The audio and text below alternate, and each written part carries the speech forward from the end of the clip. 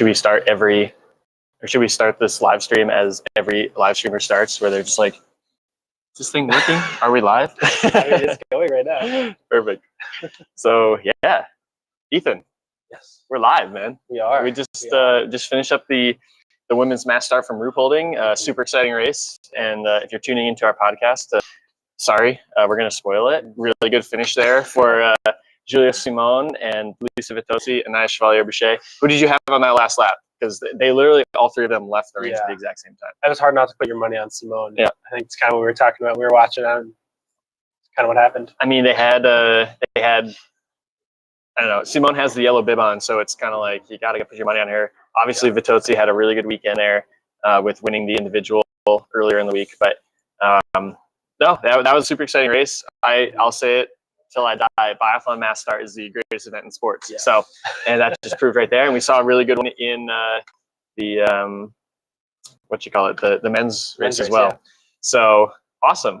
Yeah, welcome to our live stream here. This is our first time going live on YouTube, so we're not really sure how this works. But if for whatever reason we lose you here with terrible Wi-Fi, sorry. But yeah, leave a comment in the comment section. There's a chat. Sorry, not a comment, but a chat. Leave a chat in the chat section, and we'll address some of the chats later on. So if you have a question, you want us to talk about something, you want to make a point towards something that we said, leave the chat there. And who knows, if this goes successfully, maybe we'll go live more often. Yeah. So cool. Well, yeah, we do have a small list of things to talk about just as the chat gets going, as people are filing in. But yeah, I mean, first, U.S. men's relay team, 7th place in Ruhpolding this week. Super good race for them. Unfortunately, Maxime Germain, 2 penalties in prone. But you know what? As a younger guy on the team, or sorry, 1 penalty loop in prone. As a younger guy on the team, he needs this level of experience if he's going to be good long term. Yeah. And to have that high pressure situation in a situation where his teammates can back him up and they can still perform well and have a good result. I mean, it's almost the perfect opportunity or the perfect time to fail if you're going to fail. Yeah. I think this is kind of a similar role that in previous years that the U.S. had put Sean in when he was young and coming on to the World Cup as the anchor leg and giving him the opportunity to learn and make mistakes at some point along the road, but learn and get better as a biathlete. I think that's the same thing they're doing with Maxime, and it went pretty well for Sean, and hopefully the U.S. can get back to posting top 7s, top 5s regularly. Mm-hmm. I think Maxime has a bright future in biathlon, despite not an ideal relay. Oh, absolutely. I mean, he's been performing. I mean, he's had a couple World Cup starts already. Nothing too flashy. He's still young. He's actually still a junior, so he will be going to Junior Worlds at the end of the year. But he's been doing really well on the IBU Cup as well, because I think he's even had a couple top 10s on the IBU Cup. He had a top 10 on the Junior Cup in Obertiliac that, for whatever reason, the schedule just worked out that he was going to go to the Junior Cup. So no, I think it's a really good spot for for him to come in and test himself in the against the world's best. And so he held his own pretty good too. So we'll see what happens next relay, his next World Cup start. I just see what happens. Yeah. Yeah, I don't know. And then other than that, yeah, like you said, Paul and Jake and Sean, really, really good racing. They were in it the whole time. I mean, going into that last shooting for Maxime, he was in like 4th or 5th place, I think. So, yeah, it was just all around really good. And then also, I don't know if you saw on Paul's Instagram, he posted a video of Campbell Wright from New Zealand videoing the race. Yeah. And it was just really cool to see how excited all the coaches were, how excited Campbell was on the side of the trail. Because this team is a brotherhood, and they're working hard, and it's always cool to do well in the relay. Yeah, everyone around. So yeah, really good day for the men's relay. What do you think?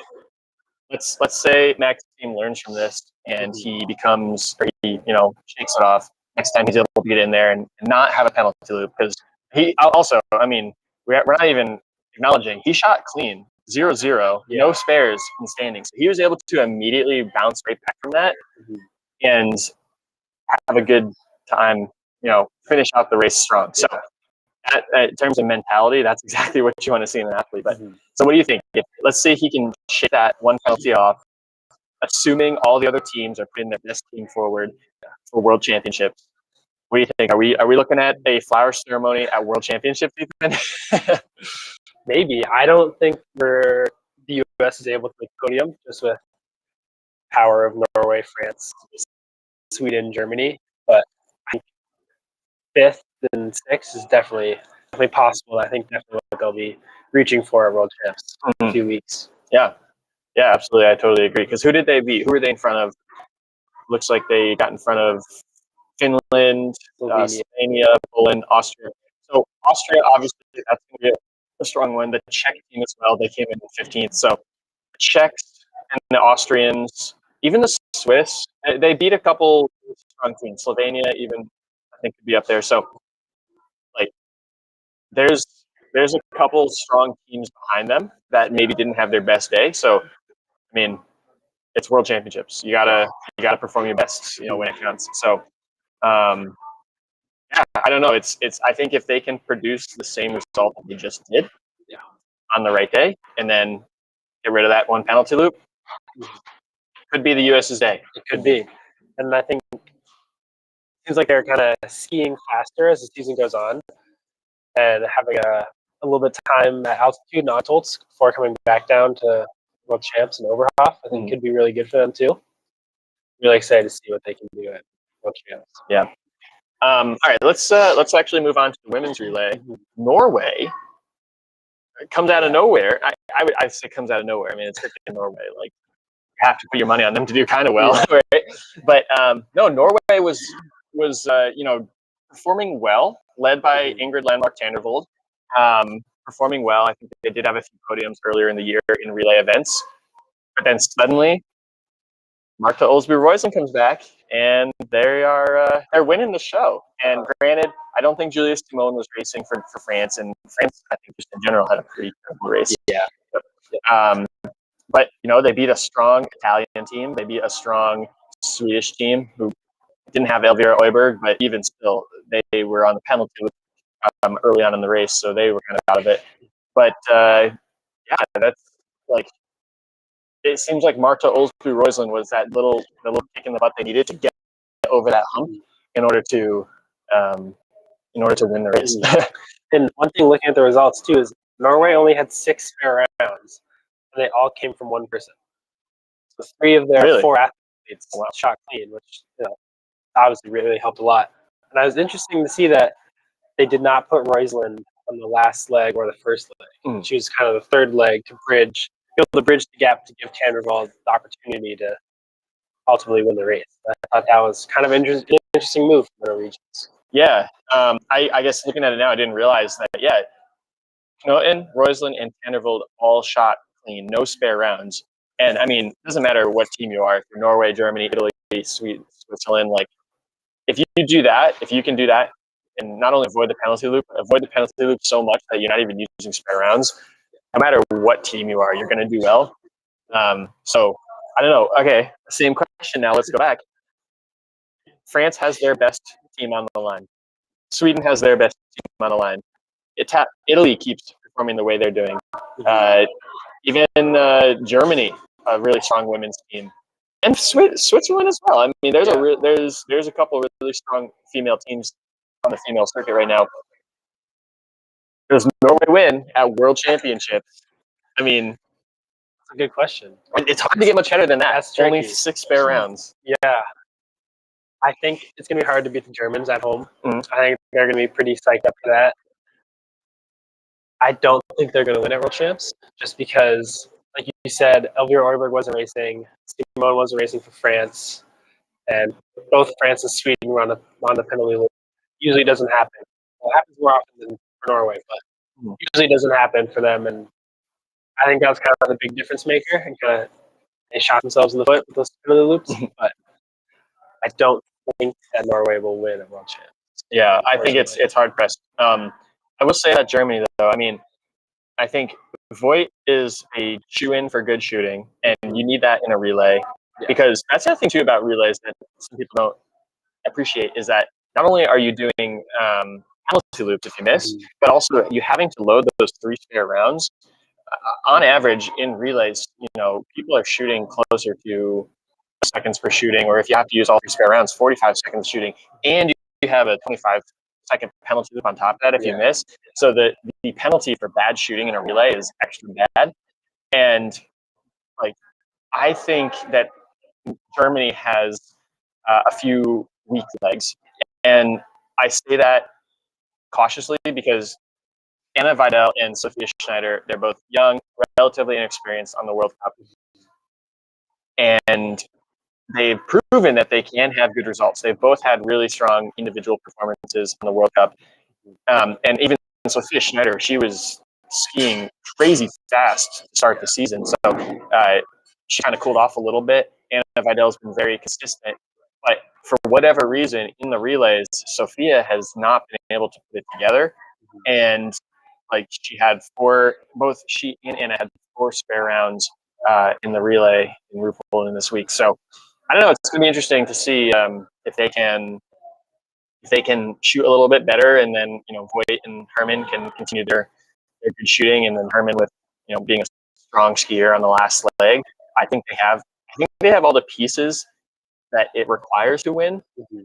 But I just feel like the inconsistency in Schneider on the range is enough to not want to put all my money on them. Yeah, I think they're kind of missing that second superstar that most of the other teams have. Like, they don't have a bigger Ventotsi or Roysland and Tandervald to kind of back up Herman in a sense. Yeah. Whereas if Herman doesn't have an exceptional race, they don't have the other piece to push them over the line. Yeah, that's a really good point, because even like Sweden, Sweden almost has 2 superstars plus 2 really high quality athletes. Take out Mona Persson and put in Elvira Oiberg, and I still think that Sweden is the team to beat, even though the last couple relays they haven't been as dominant. And then with France, with you have Julia Simone, who's a really good number 1, and then any of those other girls could be a strong number 2 on any of those days. So I think Voigt is she's a good number 2. Like, I would totally take her as my number 2 if it was my nation, but she's not a standout superstar number 2 like you said with like Tanner Roysland or Veer. It's gonna be exciting. I think next year, if or when Eckhoff comes back, I think it's hard not to bet on Norway. Yeah, Eckhoff comes back. Yeah, and then you can't count out Italy either.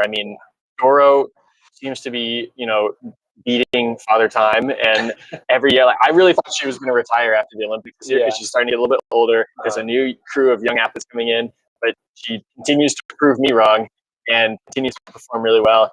Totsi seems like she's back from wherever the heck she went last year to come back. And then you have these younger athletes, Passler and Kamala, who are doing well. Hannah Auchenteller won the individual on the IBU Cup, so maybe she's fighting for a spot on the World Championship team. It's gonna be interesting to see who Italy ends up bringing for their women. Yeah, and then the Swedish, we just keep going down. The Switzerland women too. Like, Basurga has been on a hot streak lately with her podium in the single mixed relay with Hartwig, and then Lena Hecky has always been a really strong, number 1 or number 2, depending on who you look at as their number 1 athlete. Gasper and sisters are consistent. You can count on them to be putting some quality races together. So here's a question. We were talking about this during the mass start because Lena Hecky was doing well there for a minute. Like, do you see her, like, when is she finally going to make her breakthrough? Like, because I feel like she's the modern day Lisa Teresa Hauser, where she's right there. She's like 5 to 10th to 15th place. She just hasn't been able to break in there and get on the podium. And she has, but not consistently. And I don't know. When do you think she's going to be suddenly, a favorite? Yeah, I think probably next year or the year after.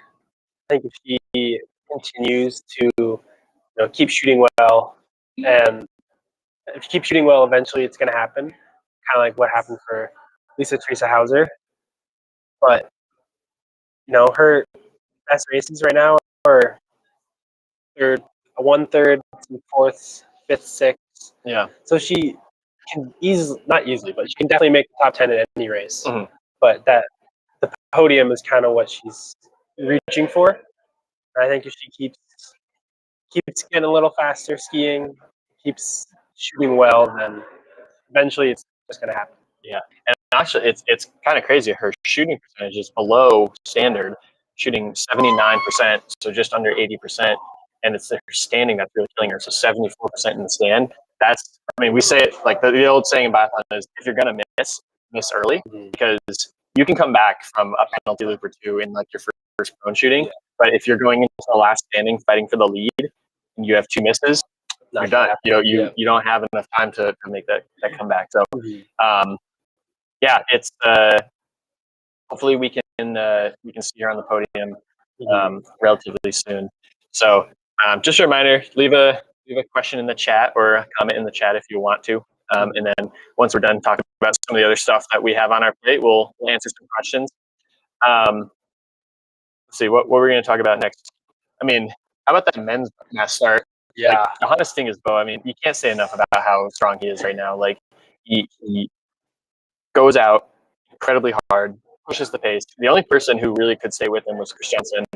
And I don't even know if Christiansen was staying with him because he thought that was the pace, or if that was really his strategy, where he was like, I'm going to stay with him and fight him. And where if he turned around at one point and was like, oh crap, we're out here by ourselves. Because they put in on that first lap, they put in a solid, like, I don't know, 50-meter gap at least on the field. And then both of them proceed to have a penalty loop. And then again, catch right back up, shot clean, pull away, penalty loop. I'm just curious, like, what do you think was going through Bo's head today? Was he trying to? I have a couple theories, but do you think he was trying to prove his dominance? Do you think he was trying to just push the pace because he wanted to break everyone? Like, what was going through his head today? I wonder if he's kind of at the point where when he was kind of breaking on the World Cup, he was Bjorn Dahlen bad, and when Bjorn Dahlen was at his highest, he was blowing people away no matter what he shot. It seemed like he could win. Kind of similar to Fourcade. If he missed two in the last standing, he could still pull back 20 seconds on anyone to win. And I wonder if he's kind of figuring out his different race strategies and how he can win. And because he knows if he has one more penalty loop, he can basically win any race on the World Cup. And that's exactly what happened today. With 3 misses, and Christensen Lagerud had 2. And I wonder if he was just trying something different, trying something new, knowing that he has that safety blanket of being able to ski absurdly fast. Yeah, that's my theory. Yeah, and I mean, I don't think we've seen this level of dominance. Like, granted, I can't go back too far. I keep waiting to see. I think there's rumor that we're in the same building as Chad Salmola right now. I think so. So I'm hoping that Chad will walk by and we can call him over because he's got a wealth of knowledge. But like I can't remember a skier being this dominant and shooting as well as he is. Granted, he had 3 misses today. Probably wasn't super excited about that. Yeah. But I mean, his shooting percentage on the season is really good right now. So I can't remember a person being this dominant on skis and this good on the range. Yes, Fourcade really changed the game, I think, with his holistic biathlon approach, because Bjorn Dahlen was a good skier. That's an understatement. Bjorn Dahlen was a fantastic skier. Yeah. Not that great of a shooter, but so good he could pull away. Fourcade really became a more holistic biathlete, but this is another level.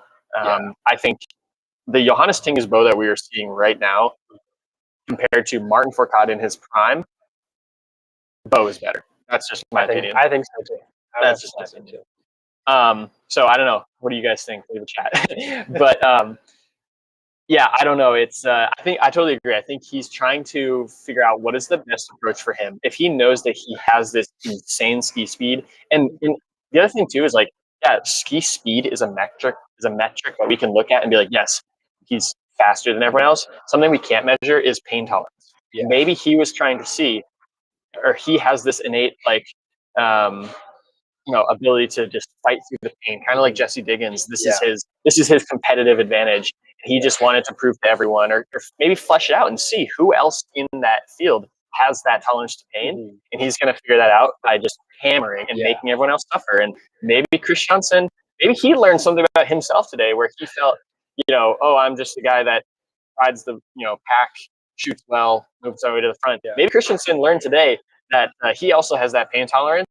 And who knows, maybe next mass start at World Champs, it's Christensen that pulls away and he's like, this is how I race. So, Maybe. yeah, I don't know. It's when I was watching it live, I was thinking maybe he's a little jealous that everyone's been talking about Lampich recently and how she's absolutely dominant she's been on the skis, and he wants to prove to everyone that he is, as dominant of a skier as Lampich. So I don't know. I haven't been able to watch the pre-race or the post-race interview yet, but I'm really fascinated to see what he says, because it was a true show of dominance out there. Even though he didn't perform the best of his ability with 3 penalty loops, it was, I don't know. It's like it really cemented for me that everyone else is competing for third place, second place. Yeah. I mean, Liger came in third, so he's up there. But yeah, it was crazy.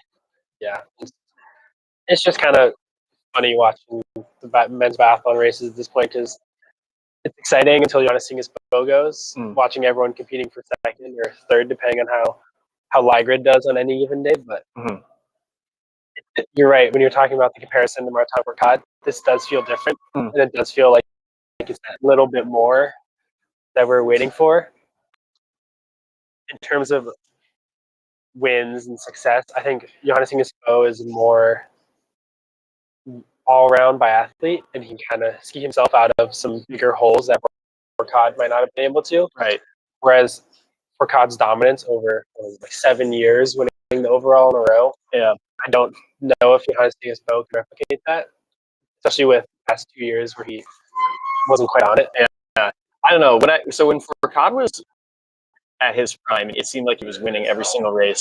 There's something about it that, to me, I was like, kind of like boring. Like I was kind of bored of it, and I kind of started to resent Fourcade because I was like, he's just winning everything. Yeah. But there's something about Bo, and maybe I'm just a French hater, and I just love the Norwegians. I don't know, maybe it's something subconscious, but there's something about Bo this year where I'm like, no, I want to see how much he can win by. I want to see how much he can put the pedal to the metal, and just make everyone else hurt. Yeah, because it's I don't know. It almost feels like he's changing biathlon in a way. It's every mass start previously is like, just get to the first shooting, everyone's together, and then the race starts. Yeah. Whereas now it's, why not start the race 3K sooner? Well, this is actually really interesting, because people brought this up when Lampich had that crazy good race on her first race ever. The question was like, oh, are they changing biathlon? And there was a lot of controversy, like, this is this is going to hurt the integrity of the sport because it's a dual sport, and if you can just do skiing really well, then the shooting might not matter as much. So there's talk of like, should we make the penalty a little bigger? Like, I don't know. I think this is just going to raise the level. It's like the same way when people started shooting faster. Yeah. There was talk like, oh, are we going to are they going to make the targets smaller? Are they going to try and make it harder on the shooters? No, I think the standard is just going to become higher. And I think personally, it's great. Like, I would love to see Johannes Bo jump into a FIS race, into a cross country race, just to see how he would stack up against those other Norwegian guys. Because, like, I'll say it, I say it to every single junior athlete who wants to become a biathlete. Like, the fastest skier wins a biathlon race, and you can make up for poor shooting performances. You can't make up for poor skiing performances. And so, hopefully, this will just prove that all those athletes out there who are younger athlete, junior, making their way in the field. Can I, how do I become a better biathlete? Get out there and train. Get out there and put time in on ski, on foot, on the bike, and just build your base, become a faster skier, and you're going to have way better advantage next time you race. You can always, it takes years to build up your ski speed, but your shooting, you can make huge gains in a month or a week, whatever it may be. Maybe not huge gains in a week, but it takes more time to develop your skiing. Yeah. And shooting, you can figure out later on too. Yep. Should we take a question from the chat? Yeah. All right. None of these questions really pertain to what we're talking about, so let's just go with this one. What would happen if a coach from a different team runs into an athlete on course and causes the athlete to fall or impedes them? Sometimes the coach gets close, and that does happen. not very often, but it does happen on occasion. And more often it happens when a coach will run into their own athlete. Yeah. I remember specifically it World or was it European Championships, basically like the championships for the IBU Cup. The Renny Zakna was the local guy. They were in Otapa, Estonia, local Estonian. I think he was in second place, and he was catching the guy in front of him, and he was catching him on the last lap. Like, probably going to win this race in front of his home crowd, be a hero. And the coach was so animated, running next to him, screaming at him. He stepped on his ski. Zakna went down, ended up coming in second place. Still very proud. And I remember I heard a press release after the race. The coach felt horrible. He knew that he ruined the race for not only Rennie, but all the fans that came out to watch. That does happen. I mean, in that instance, nothing's going to happen because it was just one coach, doing it to his own athlete. But if another coach ran into that athlete, that coach would probably be sanctioned at some point, and maybe the IBU. Yeah, and here's the great thing about the IBU is the IBU really promotes fairness.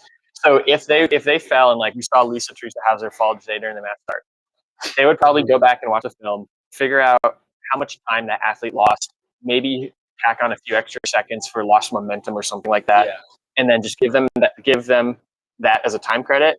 And then they would probably come sanction that coach later, and whether it's they pull their bib so they can't go out on course next race or for the remainder of the weekend, or if it was really egregious, like if it was like intentional, they would probably kick them off the circuit for a little bit. I don't really know how that works. Maybe if we see Max Cobb walk by, we can ask him. I was going to say. We're in Lake Placid right now at the World University Games. Ethan's brother is competing for the U.S. in the Biathlon competition, so that's why we're here together in person. So a lot of big names in the U.S. Biathlon community walking around in this building right now, promoting the event. And honestly, so far, it's been a pretty exciting event. Unfortunately, the U.S. team didn't shoot that well yesterday, so hopefully they can come back with some better shooting later on. But this event is way bigger than I expected. There's security. They're checking credentials. They're not allowing me on course to cheer for people, so it's killing me. But no, it's been really fun so far, and hopefully for the rest of the week, both Nordic and biathlon teams can do well. Another question here. What do you think about a system if they don't bring back the crossing out races, where if you miss a race, get points corresponding to your worst placement -1? That's a good idea. I think it's stupid that they got rid of the drop the worst score, because look at if you can pull up the overall standings again, like Elvira Oiberg is not racing the mass start today due to illness. Hanna Oiberg missed a couple of races in Pokluga due to illness, and now their chances of winning, I don't even want to say winning. I think their chances of coming back and winning the overall are almost gone. All Julia Simone really needs to do with the new point system and how favorable it is to the top athletes, all that she really needs to do is finish the rest of the season. As long as she doesn't have 0 points in any of the races, all she really has to do is stay ahead to that. So I think it's stupid because COVID's we're done with COVID, but COVID's not gone. You have athletes that keep getting tired, and they want to take a break to rest and recover, because when you're racing 3 times, 4 times a weekend, every single weekend for the entire season, that just completely wears you out. And if you sometimes athletes need to take a break, and if you're not allowing them to take the break, they're going to get tired, they're going to get sick, and then all of a sudden you have literally your number 2 in the world got sick because she couldn't take a break, and now she's not there, and she's not racing one of the 4 mass starts that you have this season. And so that's just a bad look on the IBU, because you don't have one of your your best athletes racing. And Bo has been pretty vocal about this. Johannes Fing has been vocal about this, wanting to make sure that, or wanting them to bring that back, because he just for all the same reasons I mentioned, he doesn't want to miss points for being sick or being tired, or maybe there's a family thing that comes up, like, Yeah. you never know what's going to happen. But so maybe, and that's kind of my theory is like maybe he's just going super hard, at the beginning of the season, winning all these races in a row, so that way he can like take a break and not feel guilty about it. But yeah, I think they should bring it back because it's hard racing all whole season, and you shouldn't get knocked if you're sick one weekend or taking it careful or just need some time or space away from the sport. That happens to everybody, and they should be willing to support that, especially if, like Johannes Ingesbo last year, didn't compete after the Olympics because he just needed time away, and like that was kind of his thing. And obviously he kind of threw in the towel on trying to win the overall that season, but things like that happen, and especially at the top level. Unfortunately, I think he threw in the towel trying to win that season when he realized he wasn't starting off very great. Remember last year when the Norwegians started off so poorly, and like for some reason, like everyone was like, "Oh my God, how are they going to do the Olympics? Like, are they going to be able to survive?" Yeah, they were fine. Okay, here's a good one. Who is the most underrated female athlete? I'll let you go first. I'm going to say Tannervold. This is a good spare round question, by the way. Yeah, this is a good one. Yeah. I'm going to say Tannervold. I think she has one podium and doesn't have that win yet, right? I think she has a win. She has one win? Yeah. Okay. Pull it up. Okay, well, I'll pull it up. Yeah. But anyway, she's always been overshadowed by Roysland and Pekoff recently, but she's always had, fantastic results. She skis fast, she shoots well, she shoots relatively well, but I don't know, she's always been an exciting athlete to watch, and I always find myself rooting for her in the World Cup when I'm watching the races. And there's a win. Yeah. Yeah, it's always exciting to watch her race, and I think that she gets to kind of break through and take that next step onto the podium, especially with Roysland Pekoff, the Norwegian team. An athlete to watch. Yeah, I agree, and she's feisty too. She's always fighting. I'm going to go. My most underrated athlete, and we already talked about her a little bit, was Lena Hecky. Looking at the overall stage right now, Lena is not even ranked in the top 20. 21st. There she is, 21st. So, I think 21st is low for her. Yeah. I'm actually honestly a little bit surprised by that because she just always seems like she's there. She's in the fight. Granted, we said she has one podium. I think she has one third place, and then a bunch of top 10 results. So in terms of underrated, I think she's the top underrated athlete. We saw earlier her shooting percentage is poor, to put it politely. Yeah. She really needs to bump up her standing percentage because she's throwing away great races but shooting late in the race. So if she can bump up her standing percentage, there's no reason. Honestly, I would favor Lena Hecky over Lisa Hauser if Hecky was able to bump her standing shooting up even by 5%. One extra hit per race in standing, and I would favor her over Hauser. Hauser's currently ranked 7th. So that's just me personally. Again, another one who's a fighter. She will fight to the line, and we saw that when she got in front of Denise Herman in the was that the mixed relay or maybe it was a pursuit in Polk Luka. Herman sort of double pulled to the line, and Hecky was able to jump right in front of her. So she's gonna fight for every spot, whether she's fighting for the podium or fighting for 20th place. So I really like Lena Hecky, and hopefully she can have a breakout sometime soon. Another question. Should they make group placement of athletes more random, especially in the individual?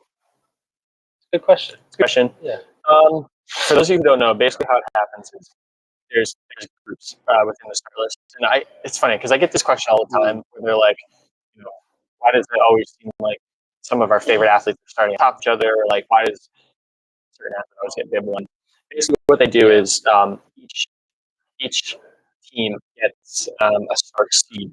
So if you're a big team like Norway, you get to put, I think, 2 people in any seed that you want. If you're a smaller team like the US and you only have 4 athletes on the inside, then you get to put 1 person in each seed. You get to decide who goes first. So we're looking at the weather tomorrow, and it's like, it's going to be nice and clear and fast to start the day. But then there's a big snowstorm coming in, and the later starters are going to get snowed on. I might put my best athlete in the first seed, That way they have the fast track in order to have the best advantage. Bigger teams like Norway, obviously, there's a little bit more probably strategy involved because everyone on their team is good. But not saying that people in the U.S. are bad, but it's just anyone on the Norwegian team has a chance to win any day. So you have to be a little bit more strategic with how they do it. So what ends up happening is all the best athletes end up going in the same seed because it's pretty standard, I'd say. Like most people know, like, oh yeah, weather's good, weather's bad. Give people, good start spots or later start spots, early start spots, later start spots. So within that, they randomize the order. So that's how you can get like if Norway, for example, got the last randomized spot in the first seed and their athlete is number 25, but then randomly they got the first order in the second start spot. That's how you can have like two Norwegian athletes back to back. Yeah. I don't know. I don't know how you can make it more random if they're using like a random number generator or whatever. Like random is random. Maybe what you could do is open up the field to be like two start seeds together and randomize that. So now it's 25 random, and then 25 random. You have 50 random.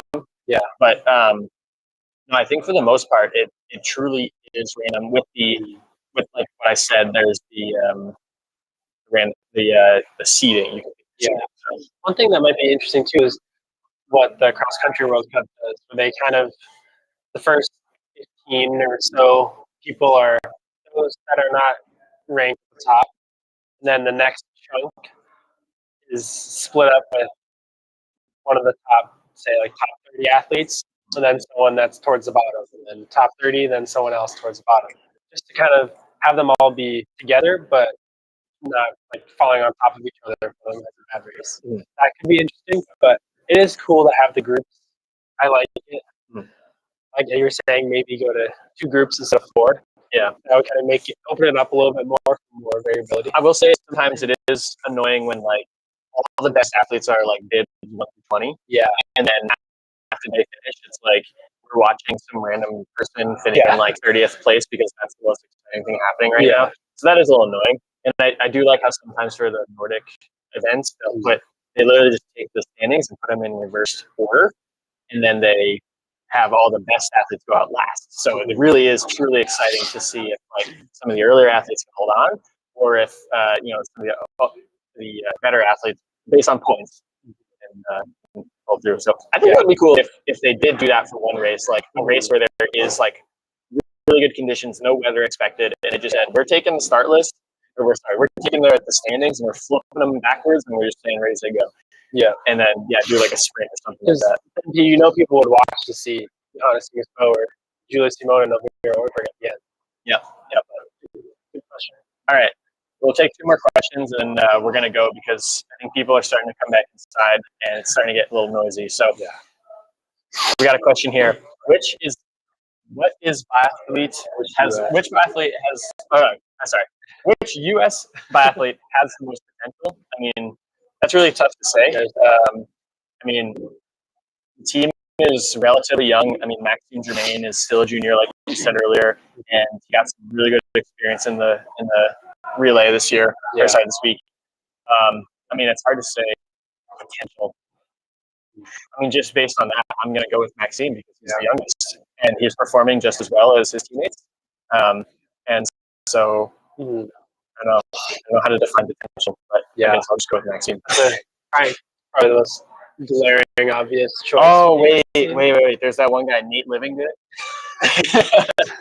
No, that's my brother. Ethan's brother's a youth athlete, so he's going to get his first piece of international competition at Junior Worlds later this year. So we'll re-answer that question. Yeah, we'll wait to see after this season. Maybe in our last podcast, we'll do a season overview or something. Yeah, talk about that.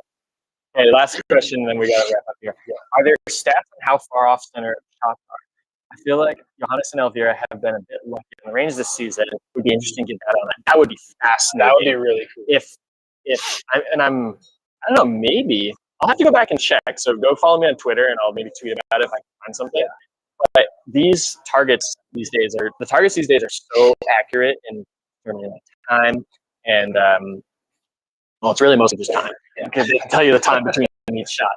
But I would not be surprised if there was some sort of like echo system in the target that can give you a score for the target. Because I know they do have an electronic target system that comes with a little computer screen that sits up right next to the mat. Yeah. So you can shoot at a metal target and then look at the computer screen and see where your shots were if you were shooting on paper. The US has some of those here in Lake Placid, but they're super, super expensive, as you can imagine. So I doubt someone is building a full 30-point range with those style targets, but that would be fascinating to know because I agree with this person. There were a few times where like a leader is having split shots in order to finish out the race. So yeah, that would be fascinating to know because that would also be cool to be like, hey, if on average on the World Cup an athlete is scoring, say out of 5 shots in a prone shooting, 50 being a perfect shot, or sorry, 50 being a perfect 10 ring for 5 shots, and an 8 ring is about the size of the prone ring. If a World Cup athlete is shooting about like 45 or so, and then like you can't even shoot a 50 on paper with no pulse, it might be a little eye opening for the athlete to know, like, hey, I can't even achieve this standard without a pulse. I got to be able to do it with a pulse. So that'd be really interesting. Maybe we can go back and try to find some data on that. But yeah, it'd be cool too because in biathlon you think it's so black and white, like you hit the target, you don't. But the better you can hit the target, then the less chance you have of missing on it, if that makes sense. I think that'd be really cool. I feel like the World Cup athletes too would be interested to know that. Oh yeah, see what they can work on in the summer or whatnot.